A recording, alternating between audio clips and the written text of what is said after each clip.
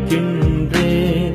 என் கண்களில் வழியும் நீர் துளியில் ஓர் துளி துளியாய் உன்னை காண்கின்றேன். நீ இல்லை என்றால் நானும் இல்லை இங்கே, என் சுவாசமும் நீதானே.